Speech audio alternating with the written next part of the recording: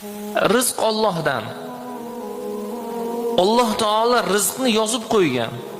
Uni banda na ko'paytira, na kamaytira oladi. Bir olimning oldiga inson tushkun holatda borgan ekan. Shunda olim so'rabdi undan, "Nima bo'ldi sizga?" desalar, "Dunyoning g'amlari, dunyoning tashvishlari meni qisib qo'ydi. Siqilib qoldim men." deganda aytgan ekan, "Siz onadan tug'ilganda, dunyoga kelganda qaysi g'amni olib keldingiz o'zingiz bilan?" Hech qanaqangi g'am yo'q edi. Bolalikda beshikdagi bolaning g'ami nima? G'ami yo'q.